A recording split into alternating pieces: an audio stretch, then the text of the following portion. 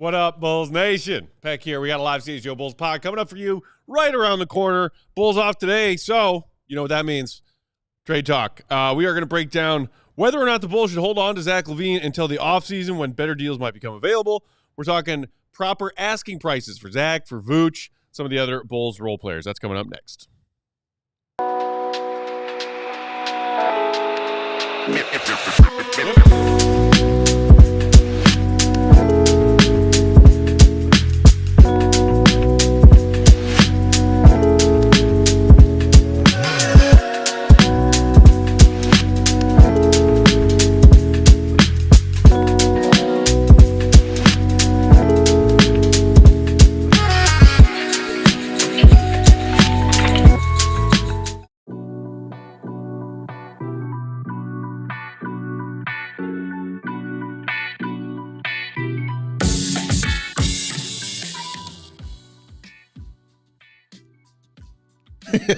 What's going on, Bulls Nation? Welcome in to CHGO Bulls Podcast, coming to you live from our studios here in West Loop, downtown Chicago. I'm Peck, Bulls_Peck. That's Big Dave. Bam, bam. Me at WL Sports. Will the Go Gottlieb, perfectly coiffed. Will_Gottlieb.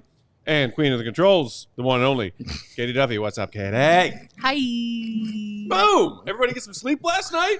Shout out to everybody who was hanging out late with us for that post game after the Bulls beat the Clippers. Yeah. Wrapped that puppy up around, what, 10 past 1 a.m. Central Time? About that. That was fun. Roundabout. Woo! It's going out time right there, baby. Y'all get some sleep? Yeah, I got a little bit. I'm all right. Katie, you get sleep? I did get some sleep. Thank you for asking. Yeah, I mean, we always concerned about it. Contrary to Cody's advice, I don't think any of us ended up sleeping here last night. I think we all made it home. Oh, a little sad about that. So was I when I was walking to my car last night. It's freaking freezing. Frigid. Well, guess what? It's frigid again outside. Yeah. And I still had the AC on in my car. That's And the AC unit. And I got the AC unit right here. Yeah. I mean, I don't like being hot when I drive. Yeah. I very rarely use the heat in my car. Really? But I did turn it on driving home last night. Is there a reason why you very rarely use it? Is it to save money on gas or? No. I just I prefer being cool to being warm. Okay. And like being hot and like all stuck in a hot car. Oh, Yeah. I hate it. Not a fan. Yeah. No. Yeah. Just put that thing. I put it on the middle sometimes. Like today, it was just in the middle. Yeah. And that was enough to get the cool air and everything like that. So yeah. I go full blast heat until I get really hot, and then air conditioning until I get hot or until I get cold. That's and an then American. just go right back. The one thing I wish I had and would use is a heated steering wheel. Oh, Ice cold. Like I drove home wearing gloves last night. That's like luxury item. Yes, right? Yeah, that's. I still don't have gloves. This has been a thing since Outsiders. People can know about gloves. This is true. I still don't. I know somebody who wears fingerless gloves. Big Dave has never owned gloves. Never owned gloves. I got a Get some question. fingerless gloves. Yeah. Are you going beanie, earmuffs? What do we Beanie. do? Yeah. My CHGO beanie. Okay, Check out the merch Matt's a store. beanie guy. All right. Yeah. What about you guys? Yeah, he brings 2 hats, and this is something I found out about Matt, which is really cool. Indoor That he and brings outdoor. 2 In the hats. winter. Indoor, My outdoor hat hat. and then my Veggionics. outdoor hat. I like that, man. I like that. Sometimes I'm a hood guy. if I'm going out in the winter, like going out to bar or whatever with my friends, Yeah. I will wear if there's some walking involved, I will have my winter beanie cap on, and I will bring my baseball cap of choice for that night with me and put it through my belt loop while I'm walking out in the cold wearing my beanie. Okay. And then when I get to where I'm going, I take the baseball cap off the belt loop, put it on, and then stuff my beanie in my pocket. I've done that. I just don't carry it on the belt loop. I just hold it in my hand, though. Oh. But because it's a fitted hat, I don't, Right. fitted, I can't really do that with. But No gloves. Yeah. Yeah, get some gloves. yeah, man, it's how I roll. No Also, gloves. yes, Gotta get get some some freaking gloves. gloves. I don't think about it, dude. Like, I really don't. Only time it crosses my mind is when I'm like shoveling snow. Like, it doesn't cross my mind to like, yo, I got to go get some gloves. Y'all throw us some super chats so we can get Dave some gloves. Better yet, just send Dave a pair of gloves. Yeah. And my hands are huge. That's the other part of it. Like, my hands are huge, and I'm like, they got Glove to be does right. not fit. Yeah, the glove don't fit. Then it ain't. But yeah, We need a glove sponsorship. That's what I'm hearing. that's You do? yeah, man. Yeah. Give me something fly. Also, I'm a big earmuff person. Just if anybody in the chat agrees with that, You know what? Yeah, you look like an Yeah. earmuff Yeah. person. Oh my Yes, gosh, is everything that about you is What about that- the other parts of your head that are exposed to the cold? I have hair, Matt. So do I. Yeah, but like I have a lot of hair. enough that it keeps you warm? Yeah. Warmer than a hat? Yeah, the only thing that's cold is my ears. That's weird. He said that's weird. Everybody's different. Will's a hood guy. He said he wears the hood. I'm a hood guy. Yeah, everything about you says you're a hood guy, Will. Which is funny because Goat is currently wearing a collared shirt, and Big Dave, you and I are both wearing hoodies. Yes, correct. I got my coat hood when I'm outside. Coat hood. He's a coat hood man. I love the double hood. The double- hoodie oh, hood yeah. and then the coat hood. Correct. I Correct. also mess with the double hood. Correct. Hell Double yeah. hood. Yeah. I forgot that used to be your Abby. Was you in the hood? I'm a big hood guy. Yeah, you're right. You're absolutely right. That sure was it. Is that not still I don't know, your might be. I think Abby? it's still the same. Yeah. Yeah, it is. Yep. Still the same. There it is. Who knew? Hoodie goat. That's Totally forgot that's from the about Paris trip, right? That picture? Yeah. I think that was from something else. Oh, okay. Okay. All right. Flexing on him. Some other place. Still hoodie goat. Before we get to Bulls talk, and I promise we will, there's something else very important that Katie's going to pull up for, because a heated debate broke out in our office like about a half hour ago between some smart people and some dumb people. So, Katie's going to put up a poll. Uh-huh. Which is the better movie, Bulls Nation? Mm-hmm. Space Jam Mm-hmm. or Ace Ventura: Pet Detective? Pet Detective. And I know we're talking to Bulls fans who probably all love Space Jam, and we're talking obviously OG, not the crap LeBron made recently. Mm-hmm.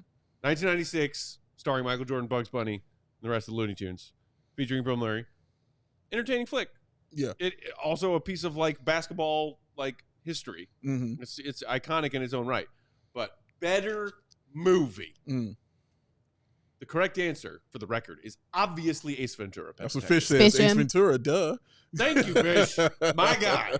My guy. I've noticed that there has been a bit of a generational divide here. Mm-hmm. Some of the youngins who just like Space Jam because it's like, oh, cartoons and Michael Jordan and whatever. No one said that, Matt. Basically, that was the argument from that side. Slash Sean saying, well, I've never seen Ace Ventura, but Space Jam. I picked Space Jam. Oh, he's never seen Ace Ventura? No. Oh, I'm not surprised by this. Yeah. It's okay. Also, has never seen Dumb and Dumber, for the record. I can say the same for Katie. And I was like, go home and watch it right frickin' now. Well, you want to start with Ace Ventura? What?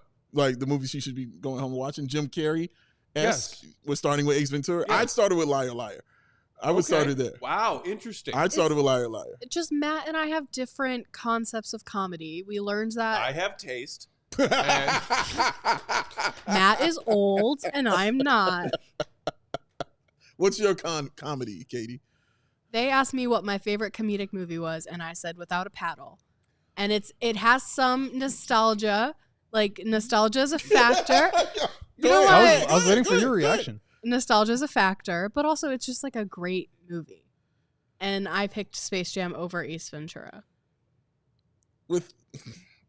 Okay, Without a Paddle has nostalgia for you, like reminds you of like something that happened great in your life. My cousins and I used to watch it all together when I was young, and like we quote it to each other to this day. Mm-hmm. You know, that's why I have the inhaler, Jerry. Like, it's a great movie. So is it fun? Is it funny? Thomas Without a Paddle. Yeah. I'm trying to figure out, is it funny or is it nostalgia? Because those are two different There's things. clearly a strong nostalgia. Yeah. Because funnily enough, I was telling Katie earlier, I've watched the movie Without a Paddle but once in my life, and I was young with my friends and we were all high, and it was the perfect scenario to enjoy a movie that bad, and we still didn't laugh once the entire time it was playing. We got to the end of the movie, we were like, that's the worst movie we've ever seen. I just like don't find it that amusing for Jim Carrey to just be making a bunch of different facial expressions. Like, I need a little something more, you know? Listen, Jim Carrey put up 80. Saying you don't appreciate Jim Carrey making different facial expressions is like saying you don't enjoy watching a Michael Jordan highlight reel. Seriously, man. No. That is insane. He was exquisite in those films, man. Especially Ace Ventura, a movie that was given to him where they set him up for failure. It wasn't supposed to succeed, but it succeeded because Jim Carrey is the dude, man. He's that guy. Bob in the comments saying, did Busta, Coolio, and LL make a song for Ace Ventura? If you're going to bring up the score when the argument is between these two movies, let's also remember the other person who made a couple songs for Space Jam. Oh, my God. You really want to go pro R. Kelly right now? Is that what you're doing? Is that what you're doing? It was I Believe I Can Fly. And boy, that song slapped back in the day. Man, did it. My God, everywhere. And was made by a horrible, horrible person. True. But man, also you can't use those names because I don't think Katie knows any of them. I know the names. I just You know, Be Real. no. Fred Family Goldschmidt Vacation. saying Jim Carrey's legend 100%. Oh yeah. I like how Rob said that he's a Bulls fan and hasn't ever watched Space Jam. Wow, that's interesting, bro. That's crazy. Yeah, I'm gonna need you to check yourself. Man on the Moon, yes. Jim Carrey's just magnum opus right there when he played Andy Kaufman. Yeah. Like he was, yeah, Katie. He wasn't supposed to be funny in that. He was playing a comedian, but he won a Golden Globe for his role. He was Oscar nominated as well for that film. He was outstanding as Andy Kaufman. Outstanding. And outstanding. It is. I mean, like he's got range. Jim Carrey has range. Yeah, bro. If you watch his entire catalog. Yeah. 2-time Golden Globe winner. Yes, indeedy. Yeah. So does Lola Bunny. Just Also, saying. shout out to Chris Lola pointing out Bunny. the solid argument if you're talking about the scores and music involved.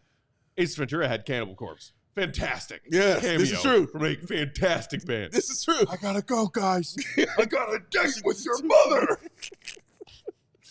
Our guy Briscoe saying watching MJ do anything, greater sign. Yes, I would agree. And thus, like our guy, I'm trying to make the argument. Well, like, you know, the movie Space Jam is part of what is like the MJ lore. But like, okay, but MJ has the actual greatness of what he did, which was play basketball. Yeah. Jim Carrey was the Michael Jordan of Hollywood cinema and especially Hollywood comedies. He was. For the same decade that Michael Jordan was the Michael Jordan of basketball. Jordan fades back. Swoosh. And that's the game. No more questions, Your Honor. It's so clearly a Classic. Ventura. It's such a better movie than Space Jam. And I enjoy Space Jam for what it is. But come on. There it is. Those are Will, you've been quiet this entire time. I was Team Ace Ventura. Team Ace. Tom Ace. Does he have a name or should I call him Lawyer? No, Go was on Team Smart People, obviously. Hello, Go's Captain a smart Stubing. Permission to come aboard, Now sir. we're go for a doc. CHGO Rotten Tomatoes edition. Yes. That's right. Yes, this is exactly what's going I on feel right like we now. can continue this conversation when we're doing 5 shows a week in the offseason. Yeah. But hey, it's 16 days away from the trade deadline. Mhm. So let's talk trade, shall we? She booed trades. Just a reminder to read the GOAT's latest, allchgo.com. Zach LaVine is at peace and holding up his end of the bargain is the name of that one. And in this GOAT, you kind of talk a little bit about like, hey, it's not Zach's fault, and it's certainly not his play that make it hard for the Bulls and Zach to be where they are right now in this sort of like, we can't find a trade partner for you. But obviously, largely, as we have mentioned several times, the current new rules of the new CBA making it hard for teams that might want Zach, especially in season, to get such a deal done. And if that is in fact the case, that maybe beyond just like the Bulls front office dragging their feet and or being stubborn, where they are now, it might actually be in their best interest to keep Zach until this offseason, this upcoming offseason, when they might be able to get some value in return for him, which might not be the case between now and February 6th.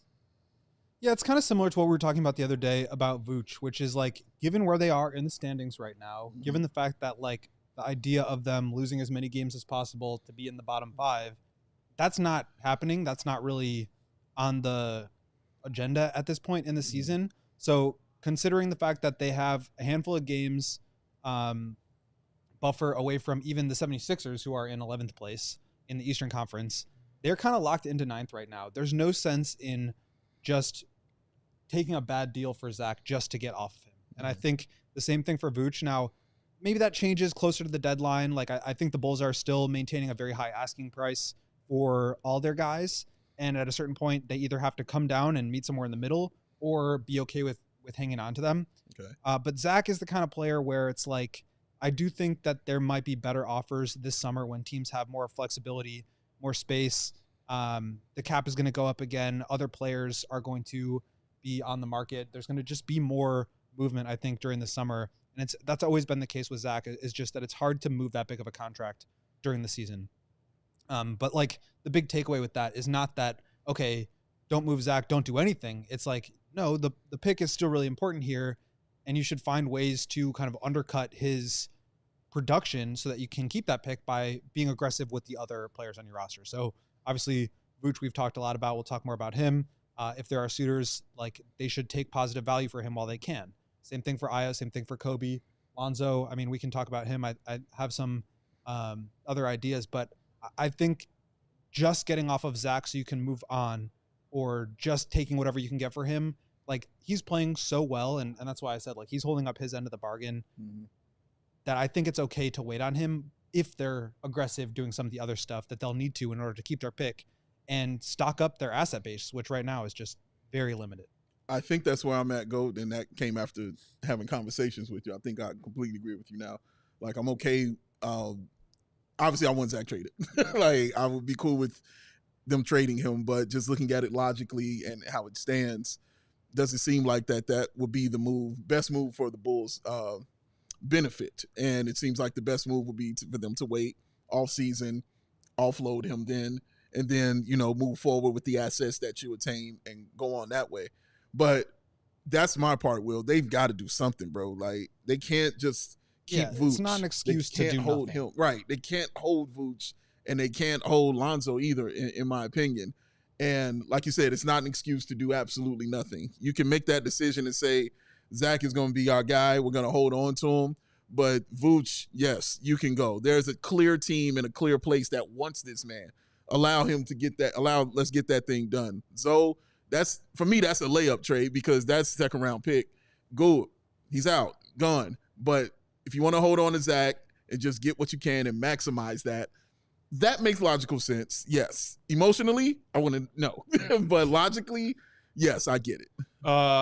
Let's put a pin in that and come right back to it while we take our first break. Yep, it's already here because we spent the first 12 minutes of the show talking about winter accessories and 90s movies. But hey, that's fun. Hit the like button while we share these words from our friends and sponsors, and we'll be right back. Oh, right on, optics. Look what I got, like, y'all. Ooh. Look at it. Show and Look tell. at these Show things. and tell. Ooh, these I'm legends. I'm going to do an unboxing while you do this ad. Oh, man. A GOAT unboxing is what you live for in this world, ladies and gentlemen. Truly. I'm going to just hold on, because these are awesome. These are heavy, and these are real deal, man. Like, I like the fact that they come in green, because I associate that with, like, military stuff, and they don't play about the things that they have.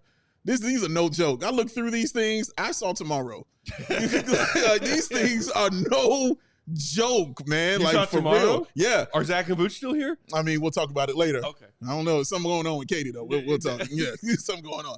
But, yes, these right here are legit and serious, man. They covered up right there. Boom, put them down. Take this top off right here. Bow, put that to the side. I like the fact that, I mean, on the bottom it tells you it's HD vision right there. You can run them up on the dial right there, Ooh. put them on your face, and you can see it all. You see what I'm looking at? Yeah. We should talk to Katie, shouldn't we? Yeah, something going on. Yeah, we got to do that. It's all right, man. Oh, right on optics, y'all. They have been around for over a decade. Every product receives a full quality control inspection. The Right On Promise unlimited lifetime warranty not only covers defects, but also accidental damages from drops. And these are waterproof. Ooh. And I promise you, we're going to test that. As soon as I forgot the paper towels today, but next time, we are going to test this, man. Submerged in some water is what these will be. These are waterproof. And even if they're damaged, unlimited lifetime warranty, man. That is really awesome. You need these when you go into your kids' games. You need these when you're going to be sitting up where Will is at, watching the game, trying to get the right things. You need these for Matt, Peck, or Katie when there are people watching and just want to talk about someone. These work, all right? Get you some of these Right On Optics, y'all. Check out the full live of Right On products today at rightonoptics.com/CHGO. That's RITON optics.com/CHGO. Right On Optics. I see you. Yes, I do. Today's pod also brought to you by our friends at Circus Sportsbook. He's serious. College football concluded last night, right as the Bulls were tipping off. Shout out to Ohio State. But we still do not know who the professional football champion is. We do not. We got a couple of championship games coming up on Sunday, AFC and NFC. Whether it's pro or college that you're betting on, whatever the sport, the app to bet football and all the other sports is Circa Sports Illinois. Circa Sports is sport betting the way it should be. Circa Sports Illinois has high betting limits, low holds, and exceptional customer service. Bet on all your favorite teams at every game this season. Spreads, props, futures, even in-game betting. Circa has it all. Funded bet like a pro from anywhere, anytime in Illinois. Dave, if you were a betting man, Yes. which two teams are going to the Super Bowl? I don't bet against Patrick Mahomes, so I'm Chiefs. going to say Chiefs, and I say the Eagles. I think it'll be Chiefs and Eagles. I think that's probably consensus, what most people would be picking right now. Yeah. As great as Jaden Daniels is and the He's run been that they've made. amazing. You know, Like, I maybe wouldn't be leaning towards surprised. the experience that Philly has. Been there before. Saquon Barkley is unstoppable. Woo, man. Unstoppable right now. Dude, that moment, his extra long, touchdown run in the second half to put them ahead. It was so funny how, like, the broadcast, they were like, think it's Saquon time? And you're like, Yes. Yeah, it's Saquon Oh, yeah, time. they're like, yeah, they're running now. Bam. Gone. Yes. Yes. I rewound that 3 times. Yep, you're And absolutely right. what makes those moments more fun is when you think that those things will happen, bet on them, and then cash money. Ching, ching. Download your new bookie today at circusports.com. Must be 21 and older. Gambling problem, call 1-800-GAMBLER. Yeah. All right, so circling back to the Zach talk, the trade talk. People in the comments talking about this, saying, where did that comment? Michael H. saying, I'm not sure if this is a factor, but you would lose a lot more games to get a better pick if you get rid of Zach in season. And a lot of people are making that argument or similar arguments with like, the reason the Bulls have kind of failed at the protect your pick part of this season's goals while developing youth is that they haven't been able to find these trades. If you find trades, even if they are trades that have you leaving the trade feeling like maybe we didn't get the better end of that trade, but it will allow us to do this other thing that's important, aka protect that pick. Obviously, that logic exists. But if the trades aren't there, the trades aren't there.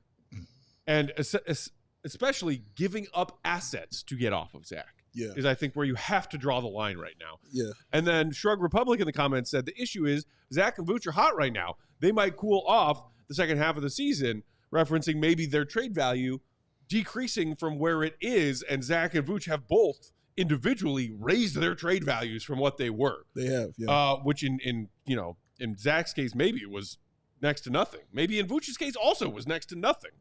But I can maybe see that argument for Vooch specifically, and we'll get to him in a little bit later, but just to wrap things up with Zach, like, I'm not worried about Zach production falling off in the back half of this season, impacting his trade value when we get to the offseason, because I'm watching what Zach is doing on the floor right now. Vooch has already started to cool off a little bit. Like, I think over the last 15 games, I think I saw our guy Fred was tweeting about this the other day. His three-point percentage has fallen drastically from where it was out of the gate. We all expected that to regress. Yeah. But he's only hitting it like a little bit above 30, like 31, 32% over the last 15 games. Vooch, I feel like you have to strike while the iron's hot. Zach, I'm not worried about. I am not worried about his production falling off in the back half of the season if you're talking about trade him now because XYZ. Well, I think also, with Zach, like, there is an injury risk with all these guys too. And I think obviously Zach's injury history is substantial. I don't think he's the kind of guy that's going to be like, you got to worry about another ACL or something, but like that is a consideration there because he's got so much more time on his contract. If he gets hurt again, then I don't know, it might be difficult for them to get something if he's hurt again or if there's another surgery. And I think that's been part of the challenge with him. Vooch, you're right. Like the productivity, the fact that he is older, 34, I believe, and only 1 year left on his deal. Like the bounce back that he's having, I do think you need to capitalize on this. I wonder if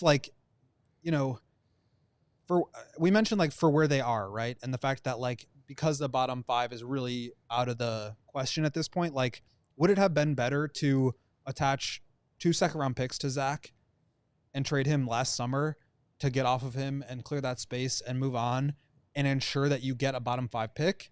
Because at a certain point, it might cost you a first-round pick to keep him. And I think that's the thing that a lot of Bulls fans aren't really thinking about here is and it doesn't even really feel like the Bulls are thinking about that much. It's just the value of their own draft pick and how that is impacted by Zach's presence on this team. So I think that ship has sailed. I wouldn't do that anymore, especially with how Willie's playing. Yeah. You could justify it in the summer. It's like, yeah, Willie's injury, and we want to move on and all this stuff. And also we want to really be bad this year and keep our pick. That has not been the case. And so obviously you don't do that at this point, but I think with Vooch, it's more, you can look at it more that way, because if you remove Vooch from the equation with the way he's playing right now, and you have Jalen Smith be the full-time starting center and nobody really there to back him up, now you're in a situation where, like, I think Zach is still going to be very good, but you're a very guard-heavy lineup. You don't have a lot of good forwards, and you don't have any front court. And the way that Vooch is shooting it is really opening up the floor for those guards. I think that would really hurt the team in terms of wins right now. And I think that's why I say that if they don't trade Zach now, that's okay, as long as they pull some other levers to get themselves lower, because that's ultimately, like, that's still important. It's just a matter of the best way to do that in terms of maximizing value for your assets. You're not going to be able to do better for Vooch, I don't think, this summer than you would be right now. Agreed. You probably could do a little bit better, maybe marginally better, marginally worse this summer for Ayo and Coby than you could right now, because of how much time they have left on their deals. But Zach, you have the extra time, and there is more flexibility during the offseason. So I think there's obviously a risk with hanging on to him, as there is for all these guys. But I think they will have a chance to get better value, assuming he stays healthy and continues to play well this summer when teams have more flexibility. Yeah. I mean, yes, perfectly said. I think there will never be another time in Vooch's tenure with the Bulls where his value will be this high. They can't pass on what teams might offer them, which is they're in a position where they can still demand a first-round pick for Nikola Vucevic. That will not be the case, in my opinion, after this season. That's just not going to be the case. But teams, this is the time to capitalize on it, because teams will be desperate. Teams are wanting to make a move. There is no team that's standing out. There hasn't really just been a standout dynasty squad like that since the Warriors when they were at their peak. Every year it's a new team. Every year it's somebody different. Yeah, there's Boston in the East, but Boston wasn't always going to the finals. Boston would make a deep playoff run, but they weren't always going there to the finals. Everything has been super wide open. So when it's that wide open, that's when you strike as far as the players that you want to improve your team and get to that next level. Vooch is perfect in Golden State. He's perfect. It'll only cost them that pick. Do they really want to win? They're 21-21 right now. That's a 500 team. They're not even in the play-in right now. They're like just right outside of it because the tiebreaker record with Phoenix. Phoenix has 10th seed. And also, guess what? The Spurs are still coming up too. So they have to make these moves. There's no way they can just sit on their hands and say, no, we'll be cool with a guy like Valanciunas. No. You have to get the best available. And the best available, if you want to make these runs for those guys with 4 rings, the best available is a guy like Nikola Vucevic. That's where the Bulls can operate at a position of power, something they have not been able to do for the past few years. Some of their own doing, you know what I'm saying? But other reasons as well. I'm comfortable with Zach being here. Zach's been here. We've seen Zach be great, and they still won't win. Like, I've seen it. I've watched it with my own eyes. This is an incredible version of Zach LaVine. So this is another position of power they can operate from. Look at what he can be. Look at what he can do. He's 29. He'll be 30, next year and things like that. But look at what this dude can be for your team. You can improve your team in this offseason with this kind of guy right here. Come on, make me this offer. Let's get it on. Those are 2 positions of power the Bulls can operate from that they have not been in. And they cannot mess this up. That's the bottom line for me. I think at this point, like, would I have liked him to find a deal for Zach? Yes. Screw the CBA. Like, seriously, I know people are mad at a lot of different people about where the Bulls are in this kind of half-launch rebuild. And I think you can be frustrated at the front office for not having the foresight to handle this better than they have. Agreed. They still have some ways out of it, and some of them involve them getting a little bit lucky. And also showing and displaying more competence than they have thus far. And that's where, like, I think you're right. Like, The only way I will be okay with Zach LaVine still being a Chicago Bull after the trade deadline is if some of his teammates currently are moved. Slap. And they do something. Mm-hmm. Because they cannot do nothing. No. And you're talking about the Bulls operating from positions of power, Dave, and I'm sitting here saying, like, what's that? Yeah. What is that? Yeah, it's weird. I don't know. I don't remember. Mm-hmm. I saw 6 championships. I don't remember what it's like for the Bulls to operate from a position of power when you're talking about executives negotiating with one another in this league and making deals happen. Yep. They cannot stand pat at the deadline for the 4th consecutive season. To me, that would be a fireable offense. Ooh. And I feel like there have already been some of those, but that is just malpractice. It's okay if you want to keep Zach and try to recoup some better value for him this offseason when more available teams say, hey, we got a bit more wiggle room right now. Let's talk again. Let's talk Zach LaVine deals. Okay. But if and only if you find a partner for Vooch. Yes. You find some, even if it's back end, second round draft capital to stock your covers for Javon Carter, Torrey Craig, guys who are sitting here wasting away, doing nothing. Freeing up more minutes for young guys and making sure that you're doing as much as you can on the back half of the season to protect that top 10 pick. Accomplish the things you need to accomplish. You can keep Zach, but you have to do all of those other things. Yeah. You have to. Have to. You cannot go in with those guys like in that second half of the season. This has to be a different team. And also, you mentioned what they'll miss with Vooch. I mean, the first thing that pops in my mind is rebounding is gone. You know, you're losing your best rebounder out there in Nikola Vucevic, along with the scoring and all the things that he provides.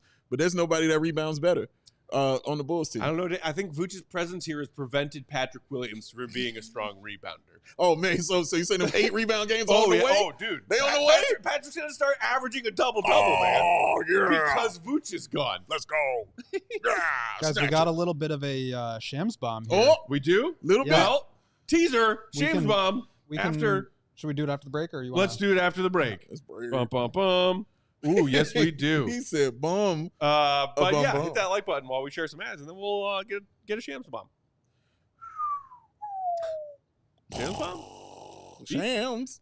Bomb, bomb, bomb. Bomb, bomb, bomb. Today's show brought to you by Ray.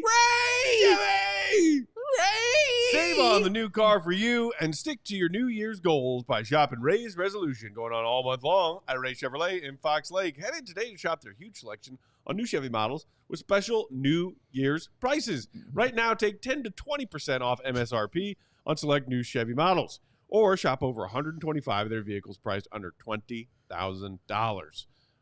As one of the top-selling Chevy dealers in the Midwest, you'll always be able to shop one of Chicagoland's largest Chevy inventories. So visit our partner this January at their location on Route 12 in Fox Lake or at their website, raychevrolet.com.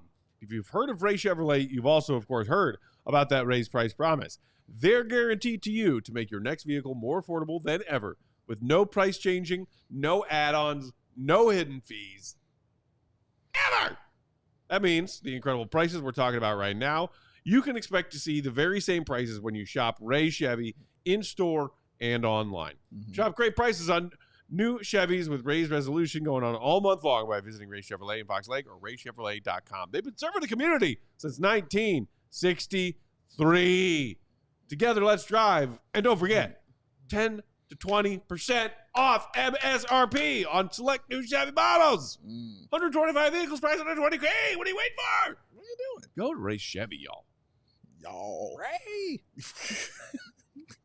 I just think Will's at home just practicing me in the mirror all the time. Just saying random stuff. That's how I think it. Yeah, all the time. In betwixt. Yes, right. Matt enjoys meat. You know I know this? Because his Instagram handle is Meat Peck. Oh, yeah. That's how I know. Oh, yeah, I do. I know this. I do love meat. You know, And everybody up here enjoys it. Katie enjoys don't be chicken telling wings. everyone hear my Instagram handle, Dave. Oh, yes. How dare I? Excuse me. My bad. If you don't want them to know, forget what I just said. It didn't happen. But guess what? Katie enjoys chicken. Chicken wings, chicken tenders, all those things. Chicken legs. The GOAT as well. He enjoys those stuff too. So since all three of them are eating this meat, That means they can't hang out with me. Wrong. Because Hooters got something for everybody. Everybody can enjoy some tasty, tasty food down at Hooters, man. And everybody knows Hooters. Because is there any better combination than Hooters and Chicago sports? I will wait. I won't wait long because the answer is no. What makes Original Hooters so special? Well, let me tell you. They care about their people, the food they serve, their guests, and their community. You want some deals? How about it? Well, keep that wallet in your hip pocket because you can grab you some Hooters chicken tenders, fries, or chicken tender tacos and fries for $9.99 each. You feeling bold? Try Hooters' new mango habanero wing sauce for Will Gottlieb. Toss your wings or tenders in this sweet and spicy kickstart to 2025, y'all. Oh, and you can't forget about the Hooters $6 legendary margarita available all day, day. You can cheer on your favorite teams from any of the 11 Chicagoland Hooters locations. You can even order online or pick up and delivery. You got options, y'all, to enjoy the deliciousness that comes up right up out of Hooters, man. Check them out at originalhooters.com. Okay. We have a Shams bomb. Go. You want to do the honors? Let's do the honors. The Phoenix Suns are trading their 2031 unprotected first-round pick to the Utah Jazz in exchange for 3 first-round picks. The Suns are acquiring the least favorable first-rounders in 2025 of the Cavaliers or the Minnesota Timberwolves. In 2027, the least favorable of the Cavs, the Timberwolves, and the Utah Jazz. And in 29, the least favorable of the Cavs, the Timberwolves, and the Utah Jazz. So it's a lot of words, Will. I think basically the way to think about this is a wind horse right now? Is this a why would they do this? This is absolutely a why would Let's they go, do this. go! Because Take basically they're in a situation right now where they have to trade picks to get off of like 3 different guys on their roster, right? Mm-hmm. They're in the second apron. They can't do anything. Everything's got to be 1 for 1. They have to send out more money than they take back. Mm-hmm. And that's really restrictive. They want to go get Jimmy Butler, right? How do you do that? Trading Bradley Beal. Bradley Beal's got a no trade clause. And also he's got, I think, probably the worst contract in the NBA. So how do you offload that? Mm-hmm. You got to trade multiple picks to do it. And so now they load up on 3 tradable first-round picks, which they can use to attach maybe 2 to Beal and 1 to Nurkic to move off of those guys to make way for the team that ends up with Bradley Beal to be okay with taking on that contract. And that will open up probably a 3-team trade with the Miami Heat and a third party to get Jimmy Butler to the Suns. That's my prediction here. But I was wondering when they might try to pull something like this off. There were a couple of teams, the Thunder, the Nets, who have like bad first-round picks. And basically, the Jazz here said, we are going to consolidate some low-quality picks and give you the quantity, and we'll take a swing at what we think is going to be a very valuable first-round pick in 2031. Right. We've got a bunch of young guys now. None of them are stars. We've got a bunch of picks over the next 5-6 years, but let's now give ourselves a chance to get like in the top 5 of the 2031 draft. Right. When the Suns got a like bunch of post guys. KD are rebuilding and Exactly. bad. Exactly. Yeah. So this was, I thought, a really good piece of business for both teams because it unlocks the Suns' ability to now go after Jimmy Butler and be able to like legitimately do so by attaching picks to Beal, and also for the Jazz to get potentially a very high quality pick in 2031. So yeah, everybody's benefiting basically. Everybody's eating. I like the deal for both teams. Mm-hmm. If you're the Phoenix Suns, you think you needed to do this to create the flexibility that you just laid out, because you think that bringing Jimmy Butler in is your next answer of why your team is not. Well, the thing about the Suns is which is hilarious to me. They're basically going all in, obviously, as all in as any team has ever been, right? They are saying picks be damned, cap space be damned, luxury tax bill be damned. We are going all in. We're getting the best talent that we can because they know that if it all goes to hell, at some point they can just say, all right, Devin Booker, it's been real, but we're going to go get 6 first-round picks for you and restock everything, and we'll restart. But like they have get-out-of-jail-free cards with Durant and with Booker that they can afford to do this. If it was a team like, I don't know, the Warriors, for example, they like maybe they could get a lot for Steph, but like they just don't have that same ability to go out and like recover all the picks that they've already sent out. But I think the Suns feel like they can do that for Booker because of how good he is and how old he is. Like, for example, this summer, if the Houston Rockets really, really want Devin Booker, they've got all of the Suns picks except for this 2031 now. They can give the Suns all their picks back, allow them to restart their rebuild, and give them, Cam Whitmore or Reed Shepherd or any of these guys that are young and not necessarily helping them win games today. And so I think it's a fair way to do it. It's more aggressive than I've ever seen any team be, but I mean, I respect it. Like, they're really going after it. So you say this sets up basically a 3-team trade, you're saying? Yeah, basically now what they'll do. What's the third team? Say, I guess that's what I'm asking. That's still the question. Maybe the Pistons are involved, but again, Beal has this no trade clause, right? So he's going to be able to determine what team he wants to go to, but he's very much been pushed out of Phoenix right now. They're bringing him off the bench. He's not really like, they're kind of indicating to him publicly and probably privately, we are going to trade you. You have to get on board with this. So give us the teams that you're willing to go to. And so they'll find that third team and we'll say, okay, we get Jimmy Butler. Yeah. We'll trade Bradley Beal to the Pistons or something and give them 2 picks. And then that team can send back some bad salary to Miami, or maybe one of the picks goes back to Miami. And they could be doing the same thing with Yusuf Nurkic, who they're trying to get off of. So maybe this is LaVine. I mean, that could theoretically work if the Bulls are willing to take Bradley Beal, send LaVine to Miami. Oh, God. Like, I don't think I would be super excited about that because none of these picks are going to be very good. But that's the kind of thing that they are now after, whether it's Brandon Ingram or CJ McCollum or any of these guys that have been talked about, these big contracts that have been talked about on the trade market. Now those guys will be, potentially involved in this 3-team, or maybe it's a 4-team, or maybe it's even a 5-team trade that involves all these guys. So, should be interesting. As Force Within in the comments said, Suns are quadrupling down, basically. Yeah. Take that, AK, and you're tripling down on continuity. That's right. Quadruple. Wait, what do you think? That's impressive? Try quadrupling down. Forward God, please don't try quadrupling down. Oh yeah. Speaking of AK, he has his own to-do list. So let's get back onto that track. But yeah, shout out to Shams for the in-game bomb. That was fun. You mentioned the Warriors a minute ago, Goat. There is still noise going around the league about the Warriors and them trying to add. Masuk had a column yesterday about why the Warriors still think they can win a chip this season. And in that, he had the latest tidbit on Nikola Vucevic and the Bulls, if you would, Katie. Multiple Western Conference executives expect the Warriors to wait and see what the market will be on a player such as Bulls big man Nikola Vucevic as the February 6th deadline nears. Vuce would give Curry a much-needed score. The ideal situation for the Warriors would be expiring contracts for Vuce, who makes $20 million this season. It's perfect. So this talk is still out there. Yeah.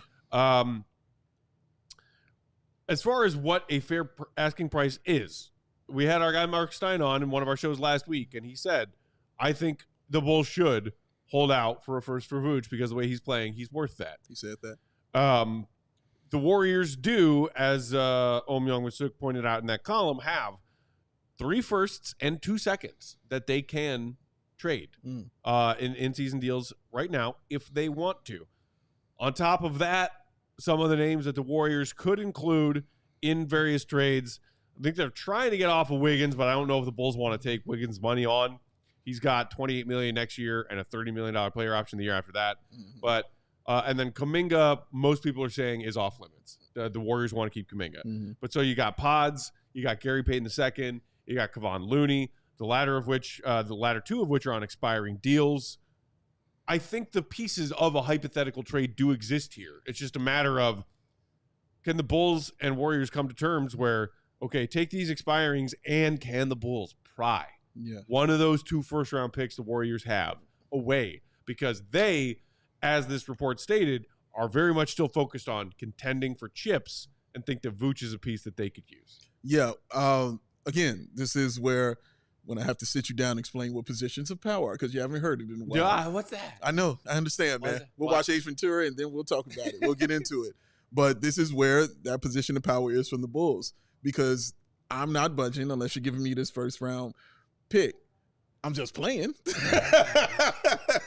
I'm just playing, but that's how I'm walking into the meeting. Like, I'm not budging, and it's going to have to come down to that last day. And I feel like it's going to be a staring contest. And I don't know why the Warriors would want to get into that kind of contest.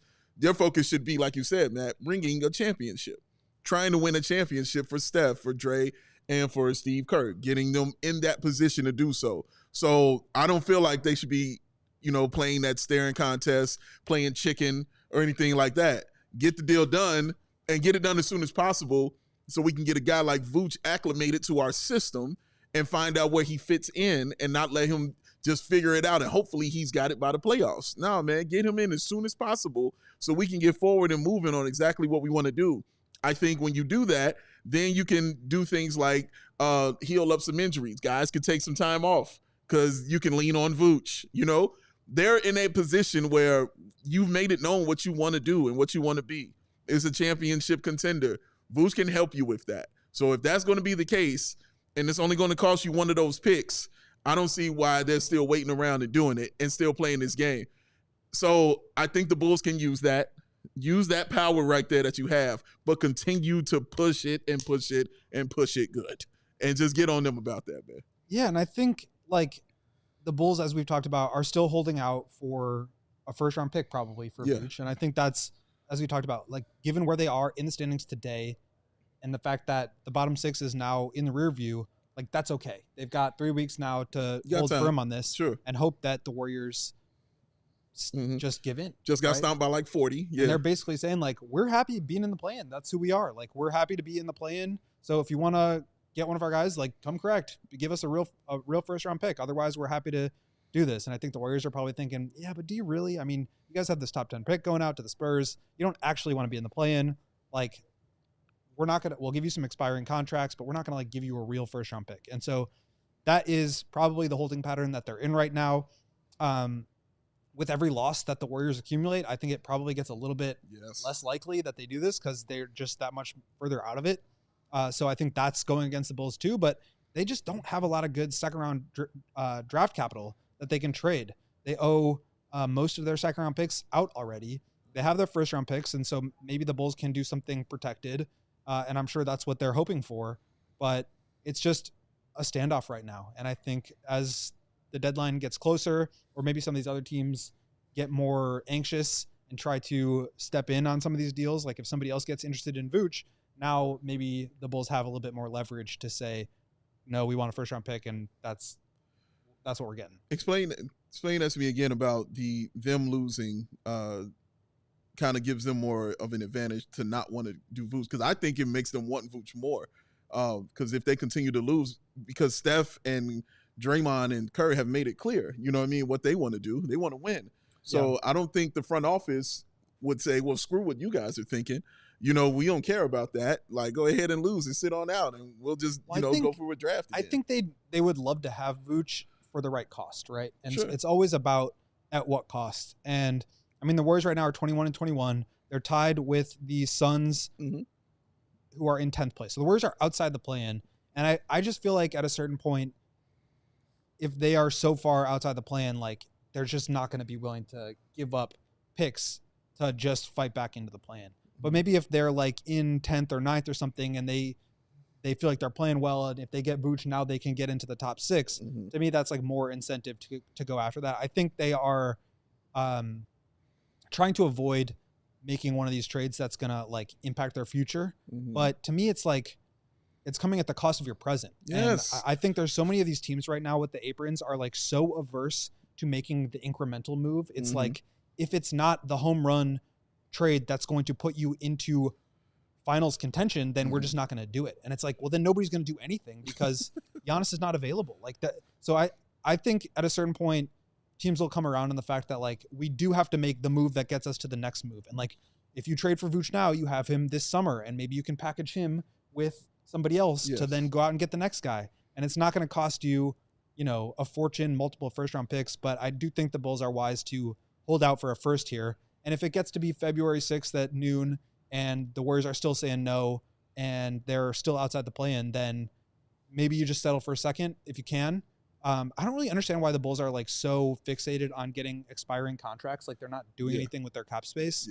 But I just think that there are, as we've talked about before as well, it's the opportunity cost too. Like if the Warriors give up a first for Vooch today, then they can't give up that first for whoever becomes available at the trade deadline. And so that's where it's like, okay, you're at the deadline. There's no better options. We're going to give away the 14th or 15th or 16th or maybe a 20th pick, whatever it ends up being.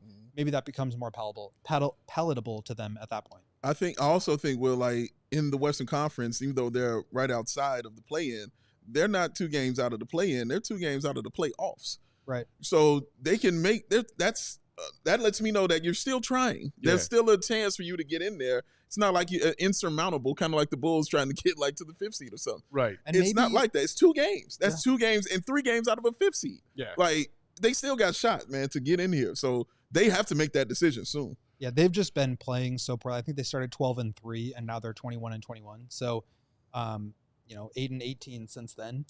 But I think the thing is also like, okay, the Suns just make this deal to basically put themselves in a position to go get Jimmy Butler. The Suns are 10th place.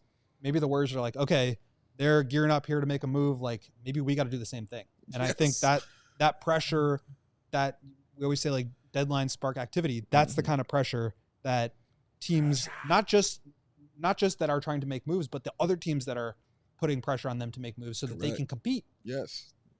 Fish in the comments saying, just get rid of the guy and keep the pick. My God. Colin saying, yeah, I hate to sound like a Peck, but please don't lose this pick. First of all, you should never hate to sound like a Peck. Peck's amazing. You should be proud. And that also means that you're right if you share my opinion. Because look, I agree. Like if the Bulls want to try and play hardball for a while to see if they can squirm away at first in this Vooch deal, great. If you realize at a certain point, and hopefully before the clock runs out, that that's not happening, if there is a different offer from the Warriors or someone else, we're like, we'll give you a couple seconds in these expirings, take it. For the love of God, take it. Because I would feel better about that and being like, oh, well, maybe they sold low on Vooch.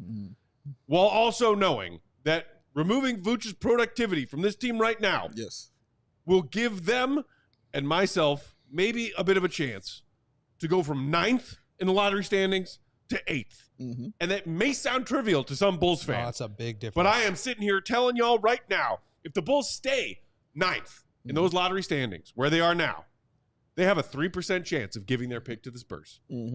If they manage to climb to 8th in the lottery standings, whether it be the Sixers getting their shit together or some other team, they will. That goes down to 0.4%. That's drastic. I think I would prefer 0.4% to 3%. And again, that might sound like crazy, trivial, small numbers. No, to me, give me those extra 2.6 percentage points of safety and security of a pick you cannot lose. You can't lose it. All the while, their odds of jumping into the top 4, if they are at 8 instead of 9, goes from somewhere between 4.5% to 5.5% to 6 to 7.5%. I'll take those numbers too, please and thank you. And a couple of seconds for Vooch. Vooch, much appreciated for everything. Good luck in Golden State or wherever you get those picks from. You cannot say we're going to hold out for a first if those are the stakes. Math is math. I cannot lose this pick. If they lose this pick, we march. Should we do a tankathon spin just to see? Why not? Yeah. All right, give me a second to set it up. All right, she's going to set up the tankathon spin. I like when you get angry about math. Man, that's the best. Dude, I believe in math and science. Not. Well, I think fairy like dust. I know we're kind of running low on time here. Maybe we can finish this conversation tomorrow. But I do think it's a useful exercise to go through and just say like, okay, so if you're not going to trade Zach, and we're okay with that, if you make some of these other moves, what is a sufficient return for a guy like Vooch, for a guy like Lonzo, Io, Coby? Like, what are you actually looking for in exchange for those guys to actually be willing to go ahead and pull the trigger? Because I do think, like, you aren't giving anybody away, right? Like, and the Bulls are not in position to do that. If they wanted to do that, they would have done what the Nets did. And the Nets basically said, look, we care about our pick and we care about collecting seconds. Like, we're not going to stick around and hold out for a first-round pick for Dennis Schroeder or Dorian Finney-Smith because we need to get as low in the lottery order as we can. The Bulls have played it the other way. They've said, we're okay with sticking around 8, 9, 10 as long as we get a first-round pick for some of our guys. And I wonder what the cost or what the price tag that they're setting is. Are they looking at as we get 2 first-round picks for Coby, we'll do it. If not, we'll hang on to him. Same for Io, same for Vooch. Like, what is the return that you would be looking for? And I think right now we know that the Bulls have not been willing to take on bad money. They have not been interested in second-round picks. They have not been interested in your problem for my problem type of trade. So what is it? What is the cost that you would feel good enough about to actually go ahead and pull the trigger, or isn't there one? And if not, then you really have to pull some levers to get yourself post-deadline as far down towards the bottom as you can. And that will, I think, be the true test of the direction of this team, is after the trade deadline, even if they don't do anything, what moves are they making internally? Or is it still the same Billy Donovan trying to win every game in front of him? Because that to me would be problematic. You have to keep your pick. He's spitting right now. How are we looking, Katie? Cool. Let's do stuff. Let's spin it. Spin Let's spin the it. wheel. Spin spin coming at ya. Oh, it's like a Gonna salve. reset. I reset, and then wait, let me get this off so you guys can see. All right, she's gonna do her thing, getting Okay. it together Okay. Ooh, There we yes. go. I want to hear what the gecko has to say. All right. every day. And, oh, dang it. Okay, here we go. I'm heading. Ready? All right, let's hit it. Yeah. I Stayed can't at see 9. 9. Stayed at 9. Still stayed at 9. It's okay. You don't want to win the first one right out of the gate. Yeah, who does that? I mean, you got to build to it. That's right. Well, the next time the Bulls take an L on a postgame show, we'll spin it again. If, and only if, y'all give Katie the proper amount of likes, by the way. You better give it a likes, man. better give it a likes. She'll come get you even Just in give the me the cold. likes. Just give it a likes. Oh. Give it a likes. So, okay, we are coming Shut up up, a little bit short on time, and we wanted to discuss some of these other players that the Bulls should theoretically take calls on and their asking prices. So let's just start here. Maybe we can pick this conversation back up tomorrow. Lonzo Ball on and expiring, Coby White, Dosunmu. Who do you think the Bulls could generate the most interest and the best offers for if the Bulls are willing to listen? Ooh, wow. Io, I think. He fits anywhere. Io's as I'm saying. contract, $7 million this season, Yeah. $7.5 million next season. Like the contract is Very palatable. is very nice. Game wise, again, he fits anywhere and anything you want to do on your team. He's perfect for you on and off the floor. He's plug and play, and he can go to the worst of teams or the best of teams and still have an impact when he's out there. So I think Io is first, and I think Lonzo is second. I would probably say that Coby and Io are probably like tied for top 2. Mm-hmm. I think Lonzo, teams would be really excited to get Lonzo, but his contract situation is interesting. And I actually think the Bulls should consider hanging on to him What? and extending him at like a smaller number Why? for a couple of years with injury protections in the contract, because at $10 million after a year of actually playing through a season with multiple years left at a cheap number with injury protections, like that contract becomes a lot more enticing, I think, to teams than an expiring contract and you're still not super confident in his knee. If they can hang on to him, sign him for a 2 or 3 year deal at like 7 or 10 million and then trade him next summer or the following trade deadline, like I think at that point, if he's got a year and a half of playing under his belt, like maybe you could get a first for him.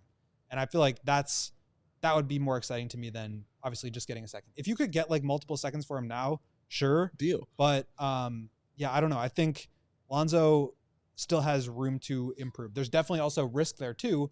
But Sure. if he gets hurt this year, then you just let him walk and that's it. And Sure. like I'm happy. It's a moot point. Yes. I'm happy to just let him walk. But I think if there's a possibility for you to do something that improves his value to potentially getting a first, that would be more exciting. I'm thinking of it in terms of teams that are trying to win right now.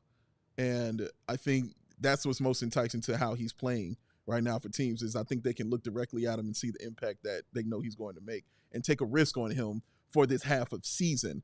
And then if he makes it through this half of season, then I think they'd be willing to have a discussion about what they want to do with him next year. But I think teams will be more willing to take that flyer on a guy that can improve their team and their chances to make a deep playoff run right now. And that's why I have him at second. Yeah, and I think that's definitely right. My only not issue with it, but like I still think getting to $20 million is a hard thing to do for teams. Sure. And so if you can get him on a $10 million a year deal, now that number is super easy to get to. And if you have some injury protections in there, it's like a team could have that for 3 years or 2 years. And that's like a better value in terms of a trade. Obviously, like the player that you'd be getting is the same, but like, right. And he would be super But helpful. as far as trade value goes, a healthy Lonzo Ball making $10 million a year It's a steal. for another year or another couple years. that's definitely worth it. No, it's a steal. Is a sky high value contract for a team. And you're right. And I get it from the perspective of teams like, okay, you had one good year. Let's see if you can have two. And like you said, or even a year and a half of a good year. So I get your point. I completely understand it. But at the same point, like if you get a good deal for him now, then you do it. Yeah. Because like at the end of the day, the whole thing comes back to how do you maximize your assets for the future? And if you feel like you can do that by trading guys now, then you do it. And if you feel like you can do that better if you hang on to them and try again in the summer, then that's what you do. But in that, you have to factor in your own pick. Because at a certain point, keeping a guy might cost you a pick. And that's where you just have to be really focused on maximizing the return across all those different categories. Yeah. No fish. No. Bob saying, if Zoe is healthy, why does he pick the Bulls for that type of contract? If it's, a modest. That's a good question. That is a good question. That's a very good question. Assuming Lonzo, knock on wood, finishes this season out healthy and looking like his great, Swiss Army knife player for the Bulls, I am very curious to see how many teams and which teams he's talking to. Yeah. Assuming the Bulls allow him to, enter free agents. Well, I mean, he's an unrestricted free agent, right? Yeah. This summer, Yeah. if he sticks through the trade deadline. So, yeah. So he's got options. So that's part of the risk, too, is if Yes. you don't trade him now, then he gets to unrestricted free agency. And maybe you're able to sign him, but maybe he goes somewhere else. But maybe not. Nothing. Before we get out of here, Katie, can we figure out what the results are of that poll? Oh, we sure can. At the beginning of the show, for those of you who might have missed it. I like how that part of the conversation stayed alive in the chat the whole time. First of all, look at the stank on her face. That just lets me know what this poll is going to look like. You don't see what's going on? Space Jam won with 57%. That's close. All right. Well, so 57% of the people watching today are wrong. That's unfortunate. No, That's pretty close, though. Honestly, that's pretty close. I mean, yes, Ben Johnson, Anthony. It should be 100% to 0% in favor of Ace Ventura, the clearly superior film. Oh, you've never seen it, Katie? No. It's hard for me to take I will tell you. Null and void opinion. Yeah, seriously. No. Same thing I said to Sean. Yeah. No. Null and void opinions. No. It's a little hard. I will tell you, Ace Ventura 2 was playing on the TV on mute. And I kept and was still wildly entertaining? No. You are correct. I kept looking up and thinking, God, I should turn the TV off. That's so annoying. Not 1 second of it looked entertaining. Well, it might be distracting in the workplace when you're trying to get work done because Jim Carrey is that gosh darn captivating. That's not what was happening. That is what was happening. I had more than enough time to argue with you. I think I had more than enough time to watch the movie if I wanted to. And still, I did not. Courtney Cox is in Ace Ventura, the first one. Love Courtney Cox. Still Should not. We ask not Rotten Tomatoes who wins? What does Rotten Tomatoes say? Rotten Tomatoes has Ace Ventura at a lowly 47%. Mm-hmm. This is why I don't trust Rotten Tomatoes. And has Space Jam at a lowlier 44%. Maybe I do trust Rotten Tomatoes. And let me finish. IMDb also gives Ace Ventura 6.9 compared to 6.5 for Space Jam. Better film. Better film. It is the one I'm gonna watch. I'm sorry that I'm sorry that I agree with the blue collar people of this world that love Space Jam. Think it's blue collar, and I don't agree with the hotty toddy people in LA, the film critics and all that. No, the real people. Young. She just said a movie about people. A billionaire is the blue collar film. Dude goes to a make believe. The real people know. We all know how much the blue collar people of this country really, the billionaires resonate with them. Apparently, you haven't seen Ace Ventura's car. Real salt of the earth aliens. That's right. You haven't seen Ace Ventura's car. The man couldn't look out the window, the front window of his car. He had to lean out, Katie, like this and drive with his head out the window. That's how his car was horrible. With his teeth, don't you know? Yes, he did, man. Yes, he did. He's the man. Ace Ventura is so good. I'll take the aliens that steal talent. Watch Ace Ventura: Pet Detective, and then revisit this conversation. You can't be this adamant if you haven't even seen one of the two movies. That seriously, I'm just saying, seriously. If I watched Space Jam on mute, I would be entertained. Just don't watch know. the But movie watching before Ace you Ventura have a- on mute, I was not. guess Guess what? what? Just If watch if it. you watch it not on mute, and then you know what's happening in those scenes when it is on mute, then you will also be entertained when it's on mute. This is true. Nah. Yes. Yes. I think she's not going to like it. This just is why I not can't to talk like to it. Bron stands. I just like. I'm not. What are you talking about? I'm not a LeBron stan. It's basically the same thing. How is this the same thing? You never saw Michael Jordan Smart play. people who've done their homework and know what's what versus people who are just like ignorantly yelling nonsense who don't know what they're talking Matt, about. I am sitting here capping for a Michael Jordan movie. How am I a LeBron stan? That's not the relevant part of the comparison, though. That's not no. Okay, all You're right. comparing Boo-boo. apples and oranges there. This is amazing. All right, thanks for watching, everybody. See you right back. No, why are you stopping stuff? This is great. Give me my popcorn. Give me my Garrett's. We'll pick this conversation I'm ending up the maybe stream tomorrow, as well as some more trade talk probably. We'll see if we got another Shams bomb or not. Don't watch the third Ace Ventura. Don't do that. Will_Gottlieb, read his stuff, allchgo.com. Big day, bow, BNW All Sports. Shout out to our queen of the controls, one and only Katie Duffy, even if she hasn't seen Ace Ventura and is wrong in her cinema opinions. Go Space Jam. I'm Bull_Peck. We are Wrong in her CHGO Bulls. Hit the opinions. like button on your way out if you haven't done it yet. Make sure you subscribe. We'll see you right back here, same time, same place tomorrow, 5:30 Central. See Just you, Red, give be me the good. like. You're right. We'll see you right back here. I see it. Ace Hey, Katie. Ventura. Peace. We all silly like the mayor.